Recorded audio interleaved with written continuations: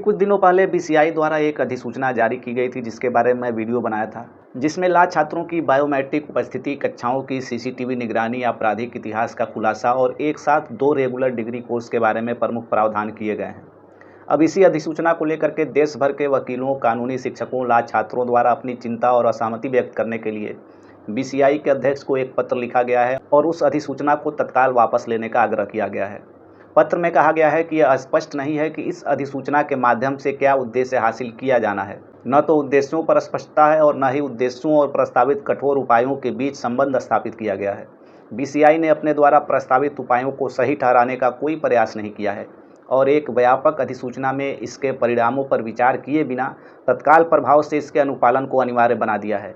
इस प्रकार यह अधिसूचना मनमाना और संविधान के अनुच्छेद 14 का उल्लंघन करने के अलावा और कुछ नहीं है। कानून के छात्रों को अंतिम मार्कशीट और डिग्री जारी करने से पहले किसी भी चल रही एफआईआर, आपराधिक मामले, दोष सिद्धि या यहाँ तक कि बरी होने की घोषणा करने की आवश्यकता वाला नियम बिल्कुल विचित्र है। विशेष रूप से कानून के छात्रों को एफआईआर सहित अपने आपराधिक इतिहास की घोषणा करने की आवश्यकता क्यों है? क्या यह आवश्यकता अन्य विषय के छात्रों पर भी लागू होती है?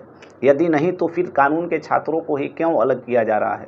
क्या देश में ऐसा कानून है जो एफआईआर में नामित व्यक्ति, आरोपी या यहाँ तक कि दोषी को शिक्षा प्राप्त करने से रोकता है? जेल में बंद कई विचाराधीन और दोषी भी शिक्षा प्राप्त करते हैं। देश के किस कानून के तहत बीसीआई आपराधिक इतिहास घोषित न करने पर डिग्री या मार्कशीट जारी करने से रोक सकता है? पत्र में कहा गया है कि संसद द्वारा बनाए गए कानून के समर्थन के बिना शिक्षा की खोज में इतनी गंभीर बाधा एक वैधानिक निकाय द्वारा मात्र अधिसूचना के माध्यम से नहीं लगाई जा सकती। बीसीआई को ऐसा करने की शक्तियां कहां से मिलती है और किसी व्यक्ति के आपराधिक इतिहास का उसकी कानूनी शिक्षा पर क्या प्रभाव पड़ता है? इतना ही नहीं, बीसीआई सभी ला कॉलेजों से अपेक्षा करता है कि वे सब कुछ छोड़कर प्रत्येक छात्र की पूरी तरह से आपराधिक पृष्ठभूमि की जाँच करे। फिर यहाँ क्या उद्देश्य हासिल किया जाना है? यह भी पूरी तरह से मनमाना और बीसीआई के अधिकार क्षेत्र और शक्तियों के बाहर है और ला कॉलेजों के समय और संसाधनों की बर्बादी है। इससे अच्छा बीसीआई छात्रों के लिए अपने आपराधिक इतिहास की घोषणा करना स्वैच्छिक बना सकता है। हालांकि ऐसा न करने पर मार्कशीट या डिग्री नहीं रोकनी चाहिए। बायोमेट्रिक उपस्थिति और सीसीटीवी निगरानी की आवश्यकता निजता के अधिकार से संबंधित पुट्टुस्वामी न्यायशास्त्र के बिल्कुल विपरीत है। यह स्पष्ट नहीं है कि बायोमेट्रिक उपस्थिति और कक्षाओं की सीसीटीवी निगरानी से क्या उद्देश्य पूरा होता है। क्या बीसीआई बायोमेट्रिक धोखाधड़ी की जिम्मेदारी लेगा?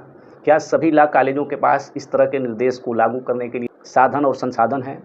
यह पूरी तरह से गलत और असंवैधानिक है। पत्र में आगे यह भी लिखा गया है कि अक्सर छात्र खराब बुनियादी ढांचे, खराब शिक्षण तकनीकों और पुराने पाठ्यक्रम के कारण कक्षा में नहीं आते हैं। बीसीआई की नाक के नीचे कई फर्जी ला कॉलेज भी चल रहे हैं जो कक्षाओं में उपस्थित होने की आवश्यकता के बिना डिग्री देने का वादा करते हैं। बीसीआई को छात्रों को कक्षा में आने के लिए मजबूर करने के बजाय इसे सुधारने पर अपनी ऊर्जा केंद्रित करनी चाहिए।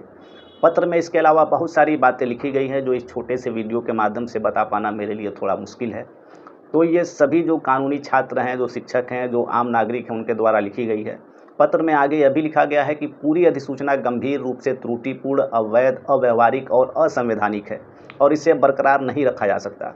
बीसीआई को तुरंत अधिसूचना वापस लेनी चाहिए और फिर बीसीआई को सलाह दी जाती है कि वह वास्तविक और विश्वसनीय समस्याओं को संबोधित करने के लिए व्यवहारिक और कानूनी नियमों के साथ आने के लिए खुले और सार्वजनिक परामर्श आयोजित करे। हमें पूरी उम्मीद है कि बीसीआई इस पर गौर करेगी और तत्काल प्रभाव से अधिसूचना को वापस लेगी।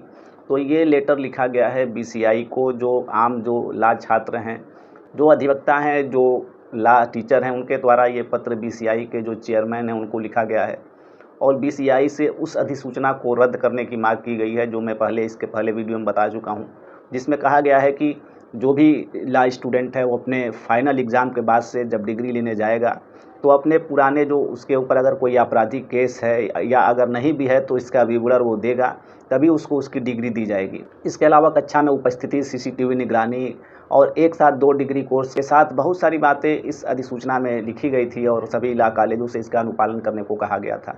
तो उसी के विरोध में, उसी अधिसूचना को निरस्त कराने के लिए, उसी अधिसूचना को वापस लेने के लिए बीसीआई को यह पत्र लिखा गया है। तो देखना ये होगा कि बीसीआई अब इस पर क्या अपना फैसला करती है।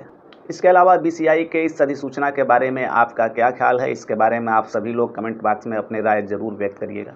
तो मिलते हैं नेक्स्ट वीडियो में। धन्यवाद।